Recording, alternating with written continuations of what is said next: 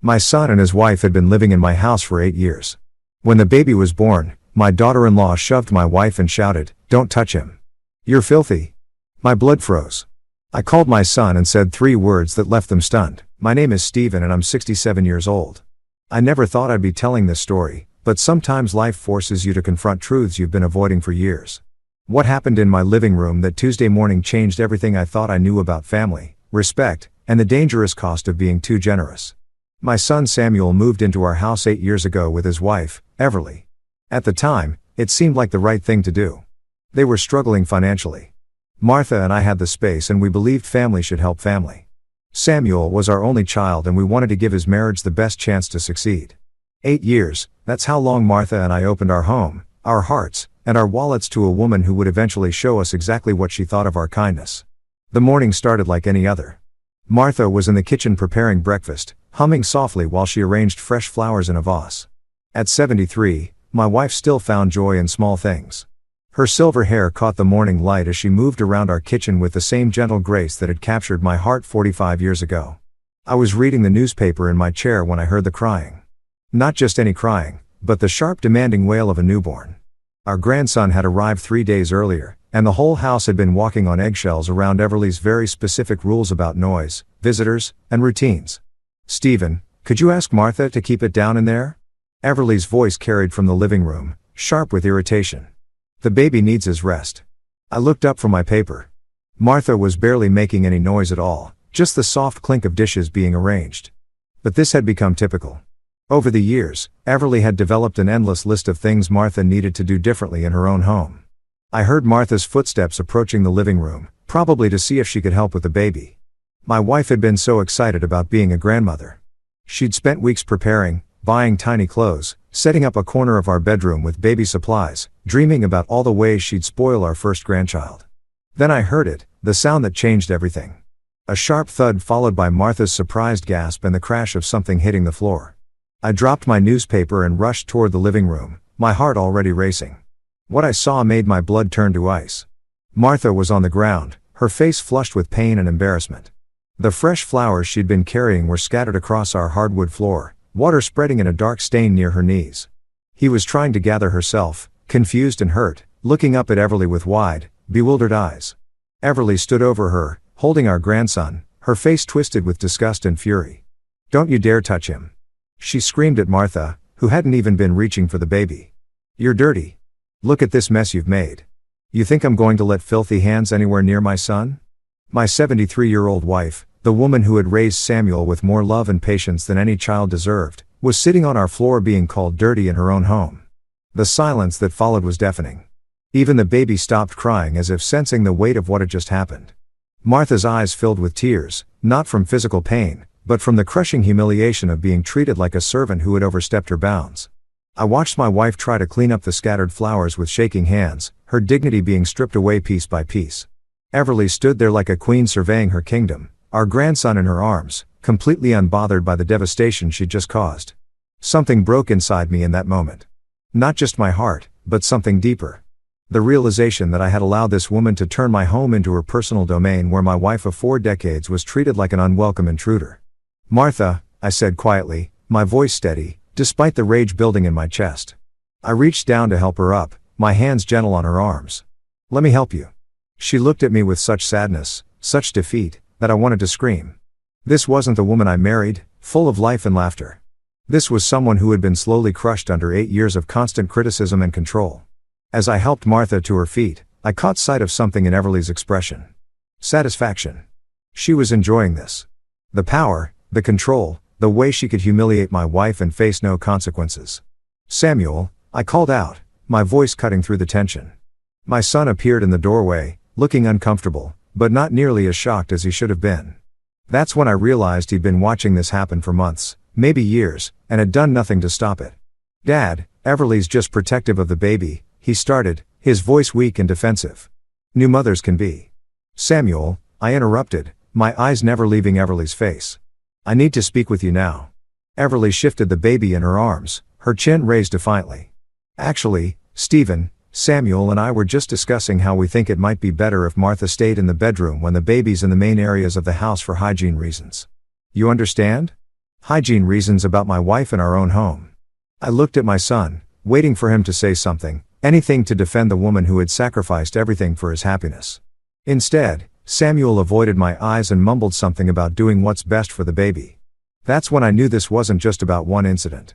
This was about 8 years of my wife being slowly erased from her own life and me being too blind or too passive to see it happening. I helped Martha gather the remaining flowers, my mind racing with memories I'd been too comfortable to examine closely. How many times had Everly suggested that Martha do things differently? How many family dinners had Martha spent in the kitchen while Everly held court in our dining room? How many nights had my wife gone to bed early, not because she was tired, but because she no longer felt welcome in her own living room? As Martha quietly excused herself to change her clothes, I caught her hand. "Are you hurt?" I asked. She shook her head, but I could see the truth in her eyes. She was hurt, just not in the way I was asking about. That night lying in bed next to Martha, I made a decision. I had spent 8 years being a generous father and a patient grandfather-to-be. I had overlooked things, made excuses, kept the peace for the sake of family harmony. But watching my wife being pushed around in her own home, seeing the light slowly fade from her eyes over months and years of constant disrespect, I realized that some things matter more than keeping the peace. I was about to discover just how far Everly's sense of ownership over our home actually went. The next morning, I woke up with purpose for the first time in years. Martha was already up, moving quietly around our bedroom, as she had learned to do over the past 8 years. Everything about her movements had become smaller, more careful, designed not to disturb the people living in our house, who had somehow become more important than we were. I found Samuel in what used to be my home office, now converted into a makeshift nursery overflow area. He was changing the baby's diaper, looking tired but content. For a moment, watching him with his son, I remembered why I had wanted to help him in the first place. "Samuel, we need to talk," I said, keeping my voice low. He glanced up nervously. "Dad, if this is about yesterday, Everly was just tired. New baby and all. She didn't mean anything by it." I pulled a chair close to him and sat down. "Son, your wife pushed your mother to the ground in our own living room. She called her dirty. Does that sound like something we just brush off?" Samuel's hand stilled on the baby's clothes. "She didn't push her, Dad. Mom just lost her balance. Everly was protecting the baby from germs. You know how important that is in the first few weeks." The ease with which he dismissed what we'd both witnessed made my stomach turn.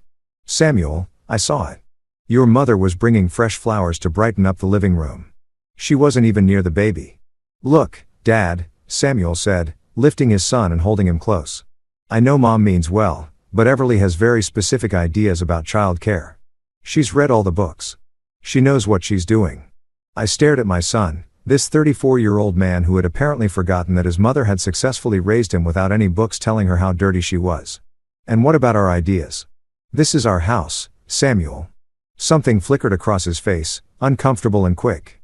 "Of course it is, but we're living here, too, and we need to think about what's best for everyone." "What's best for everyone?" I repeated slowly. "Tell me, son, when was the last time your mother felt comfortable in her own living room?" Samuel shifted uncomfortably. "What do you mean?" "I mean, when was the last time Martha sat in her favorite chair without Everly commenting on how she was doing something wrong? When was the last time she cooked a meal without being told it was too salty, too bland, or prepared incorrectly? Dad, that's not when was the last time your mother spoke at dinner without being interrupted or corrected?" The silence stretched between us.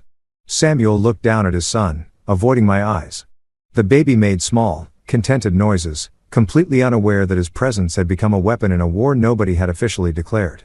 "Everly just has high standards," Samuel finally said. "And Mom, well, she's getting older. Sometimes she forgets things or doesn't do things the way Everly prefers." "The way Everly prefers," I echoed. "In our house, it's not just your house anymore, Dad. It's our family home." There it was, the truth I'd been avoiding for 8 years. Somehow, without any discussion or agreement, our house had stopped being our home and had become their family's temporary kingdom, with Martha and me as reluctant subjects. I thought about all the small changes that had happened so gradually, I'd barely noticed them. How Everly had rearranged our living room furniture because it flowed better. How she'd convinced Samuel to move their bedroom into the master suite on the first floor because climbing stairs was impractical with a baby, leaving Martha and me to relocate to the smaller upstairs bedroom. How she'd taken over our kitchen completely, declaring that Martha's cooking was too heavy and not nutritionally balanced, effectively banishing my wife from the space she'd commanded for 40 years. "Samuel," I said carefully, Do you remember when you first moved in here? What we agreed on? He looked uncomfortable. You said we could stay until we got back on our feet. And how long did we say that would take? A year, maybe 2 at the most. It's been 8 years, son. I know, but things have been complicated. The economy, job changes, and now the baby. Have you been looking for your own place? The question hung in the air. Samuel's face told me everything I needed to know before he spoke. We've been comfortable here, he said finally. And with the baby coming, Everly thought it made sense to stay where there's help and support. Help and support. I almost laughed. Martha had been providing both for 8 years while being treated like hired help who couldn't do anything right. Does Everly work, Samuel?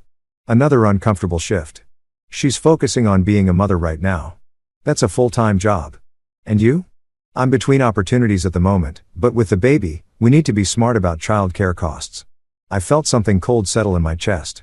My son was unemployed. His wife had never worked during their 8 years in our house, and they were now planning to stay indefinitely because leaving would require them to actually support themselves. Samuel, who pays for your groceries? He looked at me like I was asking an inappropriate question. We contribute when we can. Who pays for your car insurance, your phone bill, the utilities that have tripled since you moved in? Dad, we're family. I thought, who bought the crib upstairs, the changing table, the monitor system, the special bottles and formula and diapers? Samuel's face flushed. You and Mom wanted to help with a baby. We did, but we were never asked, Samuel. Everly would mention needing something, and Martha would quietly go by it. Your wife never said please or thank you. We just expected it. I watched my son struggle with information he'd been avoiding for years. The truth about how his small family was surviving and at whose expense. Where does Everly think the money comes from, son? When Martha buys groceries for 5 people instead of 2. When our electric bill jumps because someone's running space heaters and sound machines all night. When we're suddenly buying organic everything because regular food isn't good enough for your wife's standards. Samuel was quiet for a long time, holding his son and avoiding my eyes. I didn't realize you felt like we were taking advantage, he said finally. It's not about feeling taken advantage of, Samuel. It's about respect. It's about Martha being treated like a guest in her own home. It's about you standing by while your wife pushes your mother around. She doesn't push her around. Yesterday, she literally pushed her to the ground. Samuel winced. That was an accident. No, son. That was the result of 8 years of your wife treating your mother like she doesn't belong here. Yesterday was just the first time it got physical. I stood up looking down at my son and grandson. I want you to think about something, Samuel. If someone treated your son the way Everly treats Martha, how would you handle it? Samuel's arms tightened protectively around the baby. I'd never let anyone hurt him. Then why are you letting your wife hurt your mother?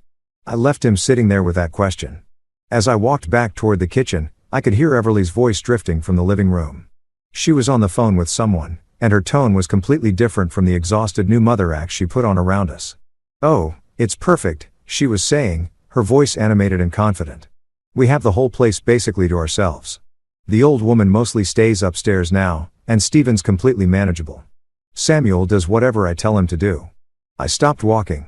She was talking about us, about our home, about my wife. No, we're not planning to move anytime soon, Everly continued. Why would we? Free house, free food, built-in babysitting. It's like winning the lottery, except easier.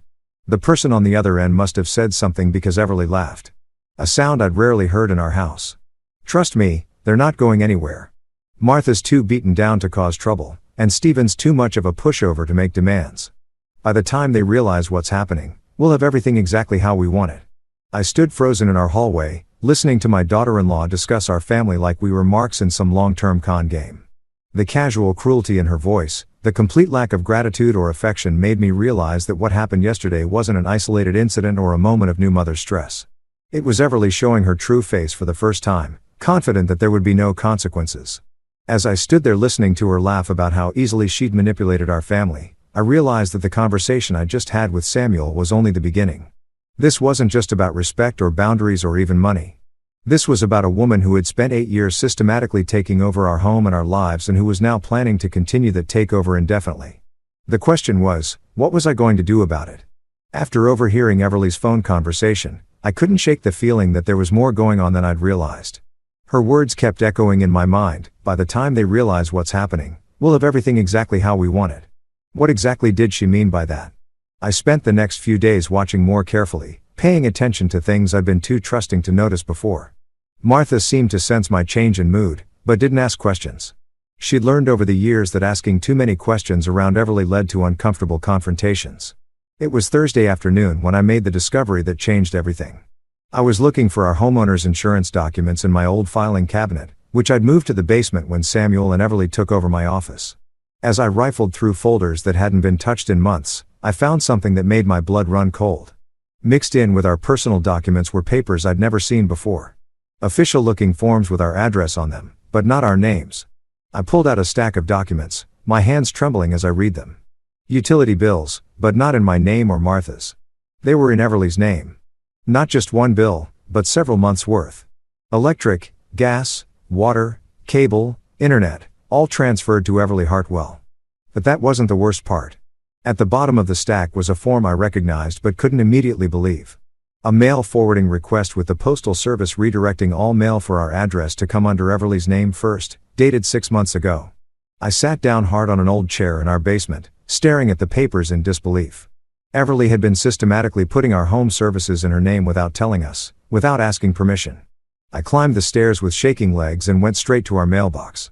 Sure enough, when I really looked at the mail we'd been receiving, I noticed that most of it was addressed to E. Hartwell at our address with our actual mail mixed in almost as an afterthought. How had I missed this?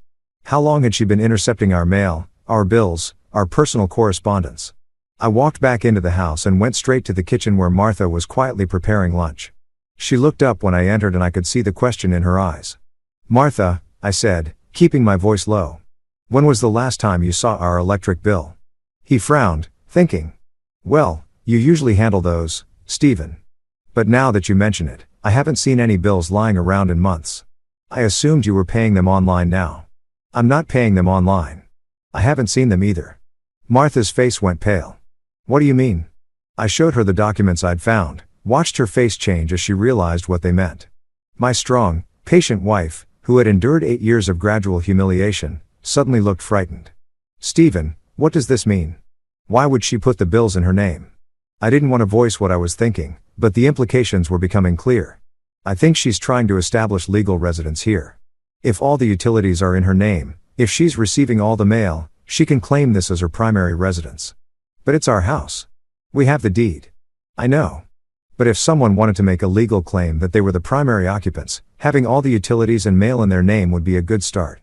Martha sank into a chair at our kitchen table. "She's trying to take our house." Before I could answer, we heard footsteps. Everly appeared in the kitchen doorway, the baby in her arms, looking at us with curious eyes. "Is everything all right?" she asked, her voice sweet and concerned. "You both look upset." I held up the stack of papers. "Everly, why are our utility bills in your name?" For just a second, her mask slipped. I saw a calculation in her eyes. A quick assessment of how much trouble she was in. Then the innocent expression returned. "Oh, those," she said with a light laugh. "There was some mix-up with the billing company a few months ago. They kept sending the bills to the wrong address, so I had them transferred to my name temporarily to make sure they got paid on time. I meant to mention it to you. For 6 months? Has it been that long? Time flies with the baby coming and everything. I'll call them tomorrow and switch it back if you want." I studied her face. She was good at this. I'd give her that. The explanation was plausible enough, delivered with just the right amount of casual dismissal. "What about the mail forwarding?" This time, the pause was longer. "Mail forwarding. The Postal Service has a forwarding order that sends all mail for this address to you first." Everly shifted the baby in her arms, buying time. "I honestly don't know what you're talking about, Stephen. Maybe there was some mistake when I updated my address after we moved in. You know how confusing Postal Service forms can be 8 years ago? I said I'd look into it, didn't I?" Her voice had an edge now, the sweet tone cracking slightly. "I don't understand why you're making such a big deal about this. We're family. We all live here together. It's our house, Everly." He looked at me with what I can only describe as pity.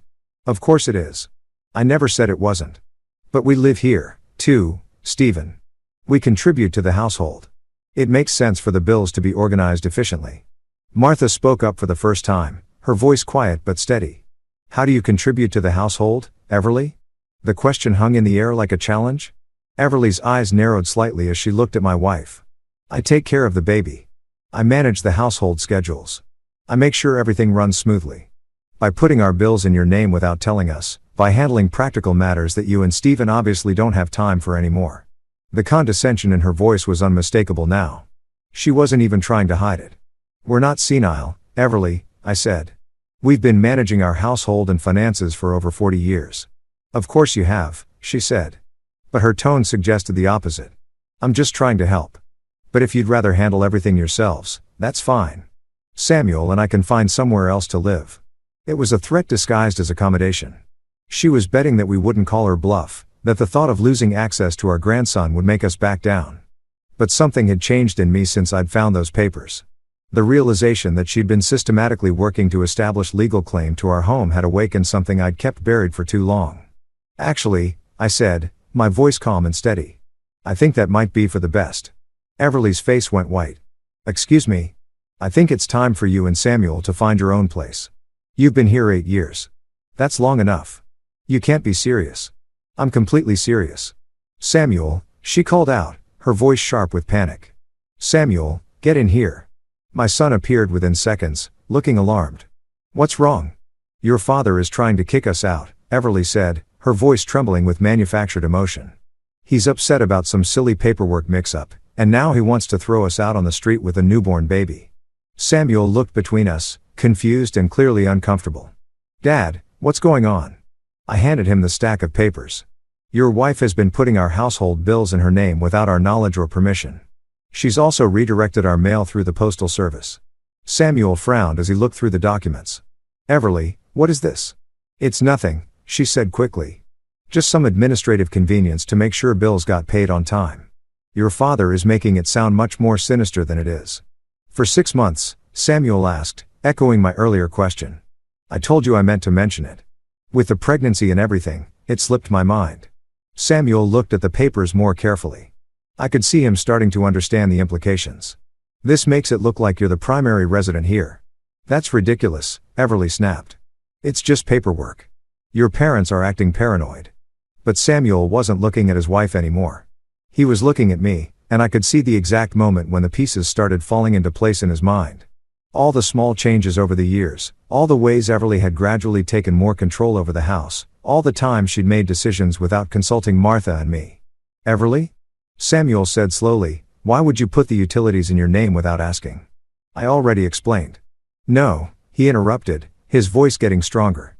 "Why would you really do this?" For the first time since I'd known her, Everly looked genuinely rattled. The baby started to fuss in her arms, sensing the tension in the room. "I was trying to help," she said, but her voice lacked conviction now. "By taking over our parents' house." "It's not taking over. It's organizing. Someone needed to handle these things properly." "Properly?" Martha spoke up again, her voice stronger now.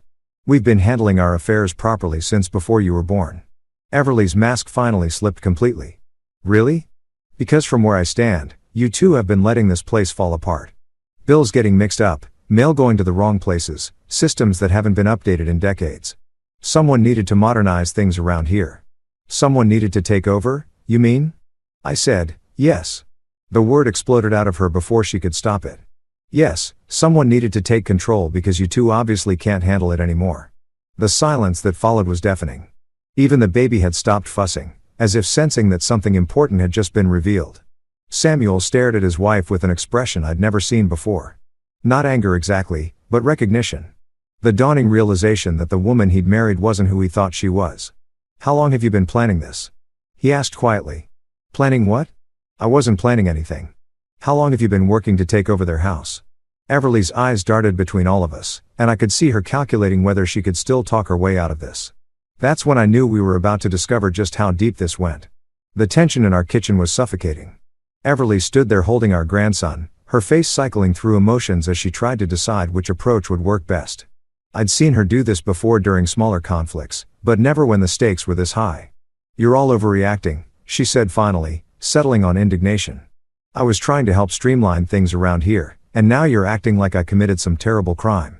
"Help streamline things?" Samuel repeated, his voice flat. He was still holding the papers, looking at them like they were written in a foreign language. "By putting our parents' utilities in your name." "Our utilities," Everly corrected. "We live here, too, Samuel. We're part of this household." "It's not our house," Samuel said quietly. Isn't it? Everly's voice turned sharp. We've been here for 8 years. We contribute to this family. We help maintain this place. At what point does it become our home, too? When we buy our own, I said firmly. Everly laughed, but there was no humor in it. With what money, Stephen? You know Samuel's been having trouble finding steady work. You know we can't afford our own place right now. Are you really going to throw us out on the street with a newborn because of some paperwork? It's not just paperwork, and you know it, Martha said. Her voice was steadier than I'd heard it in years. You've been taking over our home piece by piece. I've been making improvements. I've been organizing things that needed organizing. I've been stepping up because nobody else would. Nobody asked you to step up, I said. Nobody needed to ask. It was obvious what needed to be done. Samuel looked up from the papers. What needed to be done?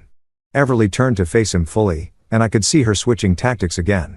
This time, she chose vulnerability. Samuel, your parents are getting older. They're not as sharp as they used to be. Bills were getting mixed up. Appointments were being missed. Things were falling through the cracks. I was just trying to help keep everything organized. We never missed any bills, Martha said firmly. You missed the insurance payment last spring. That was a clerical error at their office. We got it straightened out. And what about the time the water company shut off service for non-payment? I stared at her. The water was never shut off. It would have been if I hadn't called them and straightened things out. Everly? Samuel said slowly. Are you saying you've been managing their bills without telling them? She shifted the baby to her other arm, using the movement to avoid answering directly. I've been helping when I noticed things that needed attention by putting everything in your name, by making sure nothing got missed. Her voice was getting higher, more desperate. The baby started crying again, and Everly bounced him automatically while continuing to argue. Look, I don't understand why everyone is so upset about this. We're family. We help each other. I saw areas where I could contribute more effectively. So, I did. More effectively than the people who own the house, I said. Sometimes, yes. The admission hung in the air. Everly realized what she'd said and tried to backtrack, but it was too late. I mean, I have more time to handle these things. You and Martha have other priorities. I was just trying to be useful. Useful or in control? Samuel asked. His question seemed to break something in Everly. Her careful composure cracked, and for the first time I saw the real anger underneath. Yes, in control, she snapped. Someone needed to be in control around here because nothing was getting done right. Do you know how frustrating it is to watch things being handled inefficiently when you know you could do it better? So, you decided to take over, Martha said. I decided to step up and handle things that needed handling without asking permission. Without needing permission, Everly's voice was full of fury. Now, I live here. I contribute to this household. I shouldn't need permission to organize our home efficiently. It's not your home, I said firmly. It's been my home for 8 years. I've cleaned every room, organized every closet, managed every system. I know this place better than either of you do at this point. The arrogance in her voice was staggering. She genuinely believed that living in our house for 8 years gave her more claim to it than 40+ years of ownership. Everly? Samuel said, his voice quiet but intense. What exactly were you planning to do with all these bills being in your name? He looked at him like he'd asked a stupid question. I was planning to keep the house running smoothly. Someone has to be responsible for these things. But why did it have to be you?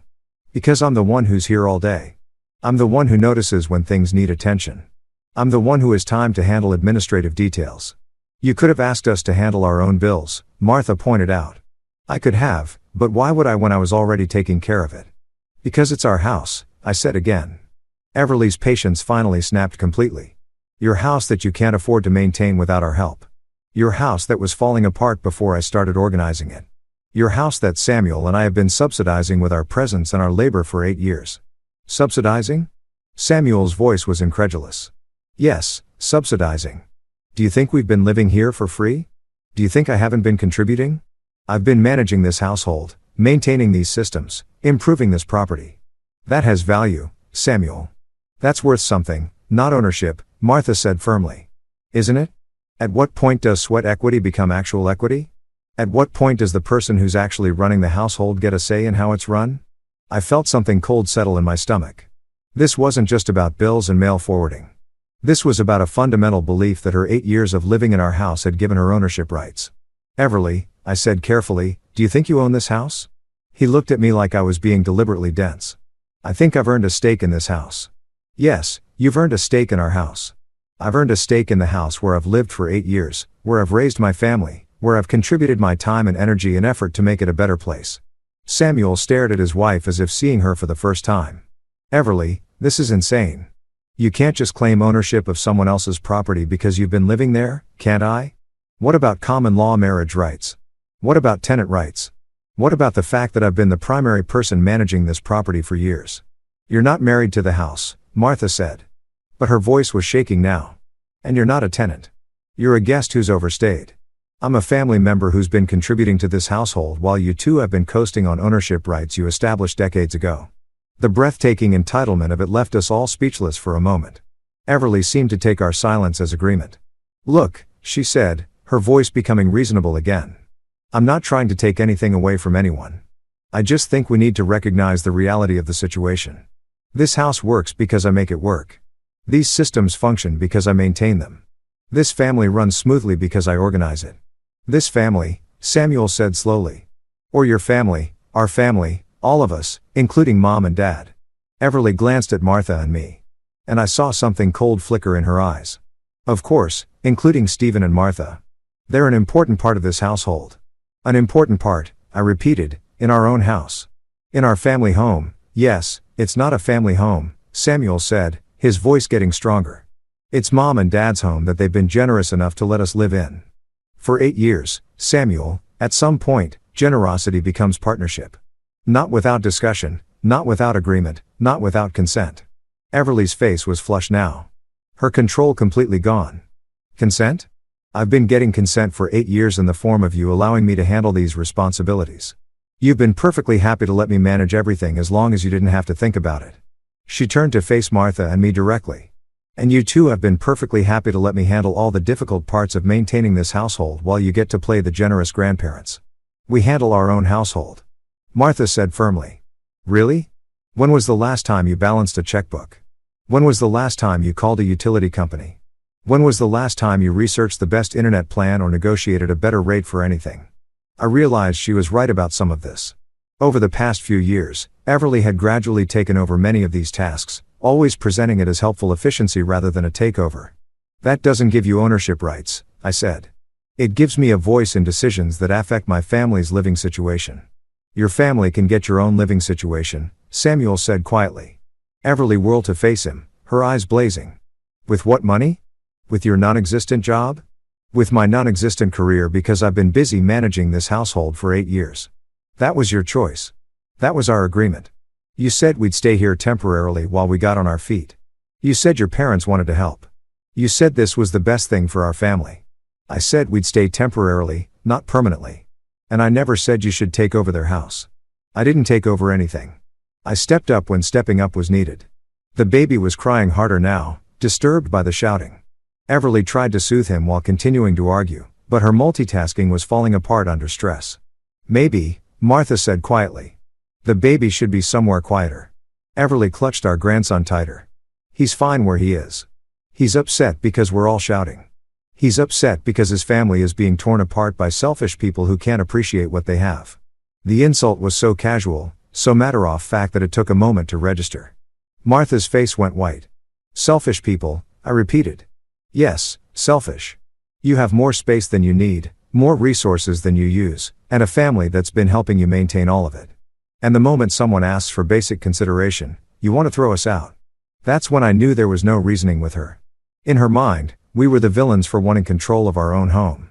She genuinely believed she was the victim in a situation where she'd been systematically taking over our lives. The question now was what I was going to do about it. After that explosive confrontation in the kitchen, the house felt like a powder keg waiting to explode. Everly had retreated to the master bedroom with the baby, slamming the door behind her. Samuel had wandered outside to the backyard, looking shell-shocked. Martha and I were left standing in our own kitchen, trying to process what had just happened. Stephen, Martha said quietly, her voice shaking. She really thinks she owns our house, I nodded, still staring at the stack of papers in my hands. Not just thinks it, she's been working toward it systematically. What do we do? That was the question that kept me awake all night. What did we do about a woman who had spent 8 years gradually taking control of our home and now believed she had legal and moral rights to it? What did we do about our son who was clearly trapped between loyalty to his wife and recognition of what she'd done to his parents? The next morning, I made a decision. While Everly was busy with the baby and Samuel was still avoiding everyone, I drove to downtown and walked into the offices of Patterson and Associates, the law firm that had handled our estate planning for years. Robert Patterson was a few years younger than me, a sharp man who'd been practicing family law for over 30 years. When I explained the situation, his expression grew increasingly serious. "Stephen, what you're describing sounds like someone trying to establish adverse possession or at least any rights," he said, reviewing copies of the documents I'd brought. "The utility transfers, the mail forwarding, these are classic steps someone might take to establish legal residence. Can she do that? Can she claim our house? In Texas, it's unlikely she could succeed with a full adverse possession claim because she's not occupying the property hostilely. She moved in with your permission, but she could potentially claim tenant rights, which would make removing her much more complicated." My stomach sank. What does that mean? It means that if she's established herself as a tenant, even without a formal lease, you might have to go through formal eviction proceedings to remove her. And if she's put utilities in her name and established mail forwarding, she could argue that she's been acting as the primary resident. You are. For 8 years, we've let them live their rentrée because Samuel is our son. I understand that.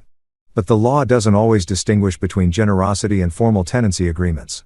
If someone has been living somewhere long-term and handling household responsibilities, they can sometimes claim tenant rights. I felt sick. So, we're trapped? Not necessarily. But you need to be very careful about how you handle this. If you want them to leave, you should do it properly through legal channels. Robert leaned forward across his desk. "Stephen, I have to ask, is there any chance your daughter-in-law has been getting legal advice? The steps she's taken are very methodical. They're exactly what someone might do if they were trying to establish a legal claim to residency." The thought hadn't occurred to me, but it made perfect sense. Everly's actions hadn't been random or emotional. They'd been calculated and systematic. What should I do? First, document everything. Every bill that's been transferred, every piece of mail that's been redirected, every change she's made without permission. Second, I'm going to draft a formal notice requiring her to transfer all utilities and mail back to your name within 30 days. Third, we're going to establish clear written expectations for their continued residence in your home. And if she refuses, then we proceed with formal eviction proceedings. It's not pleasant, but it's legal and it's final. I left Robert's office with a thick folder of legal forms and a plan of action. For the first time in weeks, I felt like I had some control over the situation. But when I got home, I realized that Everly had been making plans of her own. Martha met me at the door, her face pale with worry. "Stephen, you need to see something."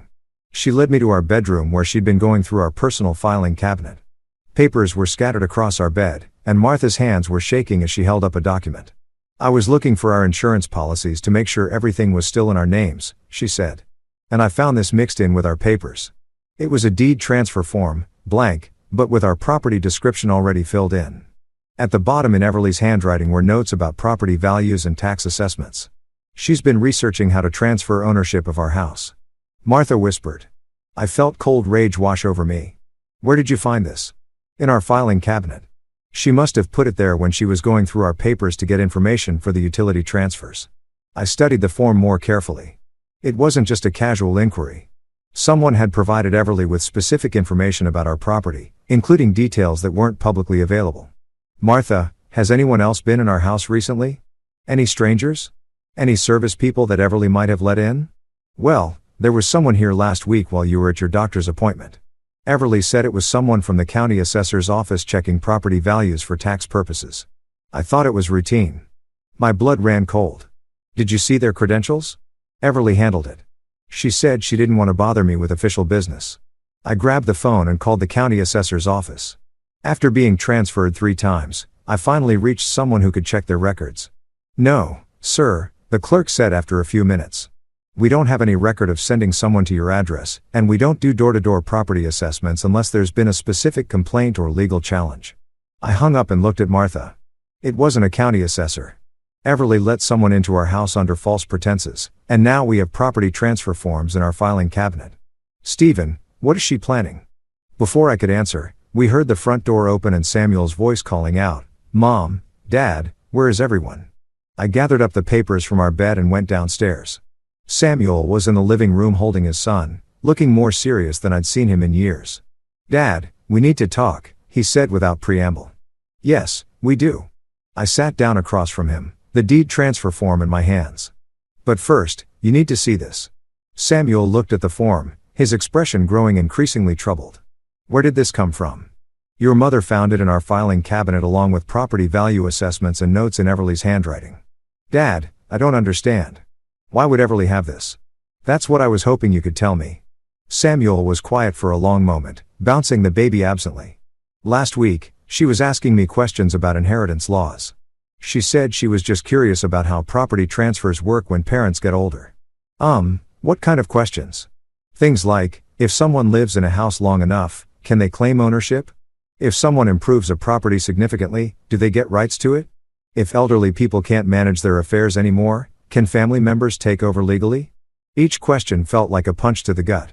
And you told her what? I told her I didn't know much about it, but that it sounded like she was overthinking things. Samuel looked up at me with worried eyes. Dad, she's not really trying to take your house, is she? I handed him the folder Robert Patterson had given me. Samuel, your wife has spent months transferring our utilities to her name, redirecting our mail, and now researching property transfers. Someone impersonating a county official was in our house last week gathering information. What do you think she's trying to do? Samuel read through the documents, his face growing paler with each page. Oh my God, he whispered finally. She's actually trying to take your house. It looks that way. But that's insane. That's theft. That's fraud. That's what happens when someone feels entitled to something that doesn't belong to them. Samuel handed the folder back to me and put his face in his hands. Dad, I had no idea. I mean, I knew she was controlling about household things, but I never imagined she would do something like this. Samuel, I need to ask you something, and I need you to be completely honest with me. Oh. He looked up. Okay. Are you part of this? Did you know what she was planning? The question hung in the air between us. Samuel's face cycled through hurt, anger, and finally understanding. No, he said firmly. No, I had no idea. And I'm horrified that you even have to ask. I had to ask. I understand why, but Dad, I would never do anything to hurt you and Mom. Never. I studied my son's face, looking for any sign of deception. What I saw was genuine shock and growing anger. What are you going to do? He asked. I'm going to stop her. How? I told him about my visit to the lawyer, about the formal notices we were preparing, about the legal steps we could take to protect our home and force Everly to reverse what she'd done. Samuel listened quietly, occasionally asking questions, but mostly just absorbing the reality of his situation. When I finished, he was silent for a long time. Samuel, I need you to understand something, I said finally. This isn't just about the house. This is about your wife systematically deceiving our family and trying to steal our home. I can't ignore that. I won't ignore that. I know, he said quietly. And I need you to decide where you stand. Are you with us or are you with her? Samuel looked down at his son, then back at me. Dad, she's my wife, but what she's done is wrong. It's not just wrong, it's criminal. So, what are you going to do? I'm going to talk to her. I'm going to give her one chance to fix this voluntarily. If she won't, then I'll support whatever legal action you need to take. And your marriage? Samuel's voice was sad but determined. My marriage to someone who would steal from my parents. I think that marriage has bigger problems than I realized. That evening, Samuel confronted Everly. I could hear their voices through the walls, though I couldn't make out the words. The argument went on for over an hour with periods of shouting followed by intense whispered conversations. Finally, Samuel came to find me in the living room. His face was grim and he was no longer carrying the baby. She admitted it, he said without preamble. All of it, the utilities, the mail, the property research. He's been planning this for over a year. What did she say when you confronted her? She said she was protecting our family's future. She said you and Mom are getting older and that someone needed to make sure the house stayed in the family when you're gone. She said she was protecting the family by stealing from us. She said she was ensuring that the house would go to people who actually take care of it instead of being sold to strangers. The twisted logic was almost breathtaking. And what did you tell her? I told her that what she was doing was theft and fraud.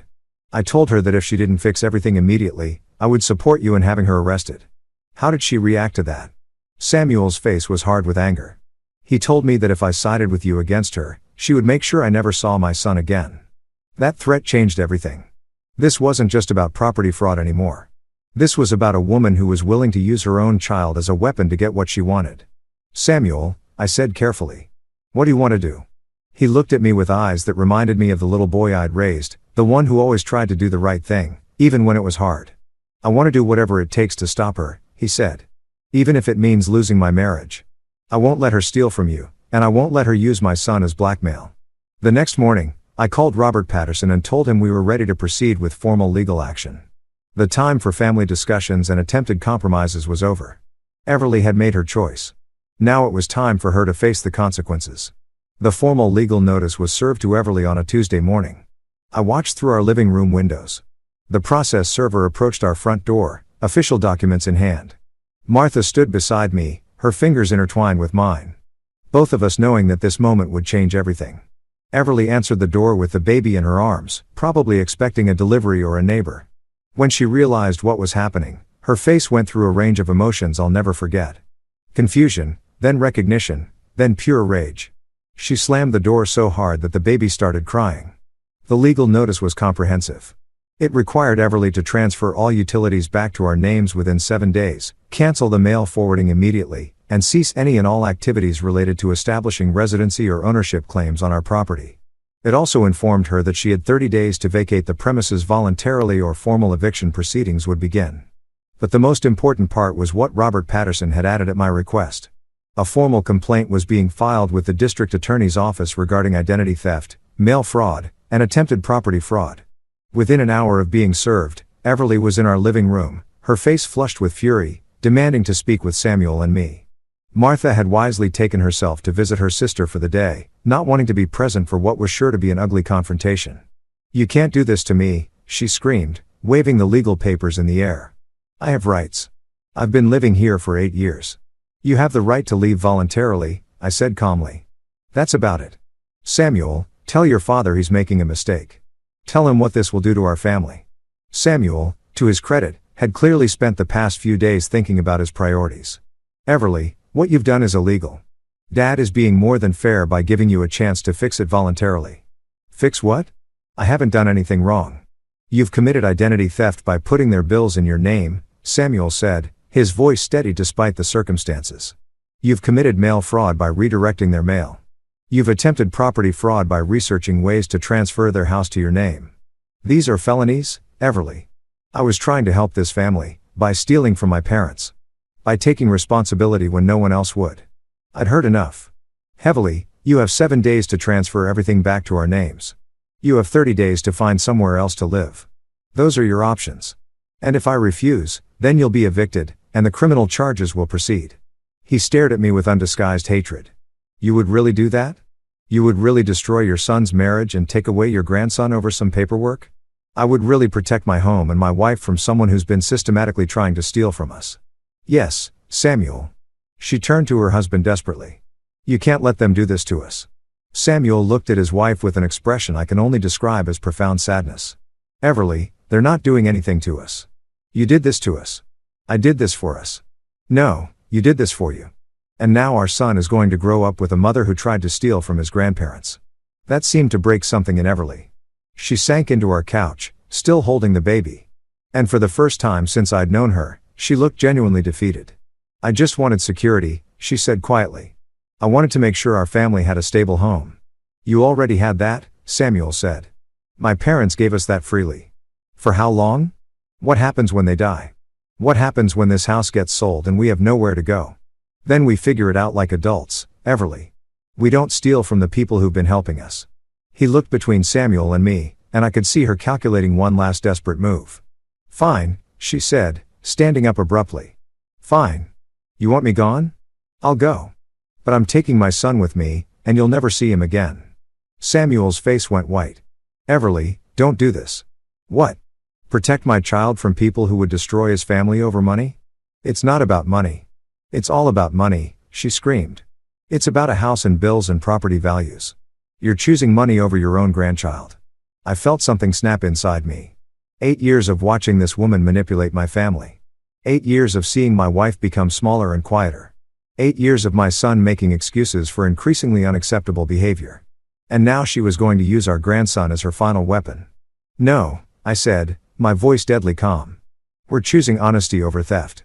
We're choosing respect over manipulation. We're choosing family over fraud. Samuel is my family. Samuel is our son. That baby is our grandson. You are the woman who tried to steal our home. Everly clutched the baby tighter, her eyes wild. You'll never see him again. I'll make sure of it. That's when Samuel finally found his backbone completely. Actually, Everly, you won't. His voice was calm but absolute. Because I'm filing for divorce and I'm requesting full custody. The silence that followed was deafening. Everly stared at her husband as if he'd just spoken in a foreign language. You can't, she whispered. I can, and I am. A mother who commits felony fraud against her own child's grandparents isn't someone who should have unsupervised custody of that child. Samuel, you can't do this to me. You can't take my baby away. I'm not taking him away. I'm protecting him from a mother who thinks theft and fraud are acceptable ways to provide for her family. Everly's face crumpled, and for a moment, I almost felt sorry for her. Almost. Please, she begged. Please don't do this. I'll fix everything. I'll transfer the bills back. I'll cancel the mail forwarding. I'll move out. Just don't take my baby. You should have thought about that before you decided to commit crimes, Samuel said firmly. The next few days were a whirlwind of legal activity. True to her word, Everly did transfer all the utilities back to our names. The mail forwarding was cancelled. She moved out of our house and into a cheap apartment across town, taking only her personal belongings, but the criminal charges proceeded anyway. Robert Patterson had advised us that letting the legal process continue was the only way to ensure that Everly couldn't try this again with someone else. The divorce proceedings were swift and decisive. When the judge heard about Everly's attempted property fraud along with her threat to use the child as a weapon against his grandparents, custody was awarded to Samuel with supervised visitation for Everly. 6 months later, I was sitting in our backyard watching Samuel push his son on the swing set we'd installed. Martha was in her garden humming while she tended to her roses. The house felt like our home again for the first time in years. Everly had been sentenced to 2 years probation and community service for the fraud charges. She was required to pay restitution for all the legal fees and costs associated with fixing what she'd done. She saw her son every other weekend under court supervision and was forbidden from bringing him to our house during those visits. Samuel had moved back in with us temporarily while he saved money for his own place. But this time it was different. He paid rent. He helped with household expenses. And most importantly, he treated Martha and me like the homeowners we were, not like elderly relatives who needed managing. Dad, Samuel said one evening as we sat on the porch watching his son play in the yard. I owe you an apology. For what? For letting it go on so long. For not seeing what she was doing. For not protecting you and Mom when I should have. I looked at my son, this man who had found his strength when it mattered most. Samuel, you did protect us when it counted. When the choice was clear, you chose what was right. It shouldn't have taken so long. Maybe not. But you got there. We sat in comfortable silence for a while, watching Martha teach her grandson how to identify different flowers in her garden. The little boy was fascinated by everything she showed him, his face bright with curiosity and joy. He really thought she could take our house, I said after a while. She really thought she deserved it, Samuel corrected. That was the scariest part. She genuinely believed that living here for 8 years gave her more rights than 40 years of ownership. I nodded. People can convince themselves of anything if it serves their purposes. The thing is, if she had just been grateful, if she had just been respectful, you and Mom would have probably helped us forever. He was right. If Everly had treated Martha with kindness, if she had contributed to our household instead of trying to control it, if she had asked for help instead of trying to steal what she wanted, we would have been happy to support our son's family indefinitely. But she couldn't do that. I said she needed to be in control. She needed to own things instead of just enjoying them. And now she's lost everything. I watched my grandson run across the yard to show Martha a butterfly he'd caught, his face glowing with excitement. He praised his gentleness with the creature and helped him release it back into her flower bed. Not everything, I said. She still gets to see him. She still gets to be his mother, even if it's not the way she planned. Do you think she'll ever understand what she did wrong? I considered the question. I think she'll understand that she lost. I don't know if she'll ever understand why. 3 years later, Samuel bought a house 4 blocks away from us. It's close enough that we can walk over for dinner. Close enough that our grandson can ride his bicycle to our house after school. Close enough that Martha can babysit whenever Samuel needs her to. Everly remarried last year to a man who owned his own home. She still sees our grandson every other weekend, and according to Samuel, she seems happier now that she has her own domain to control.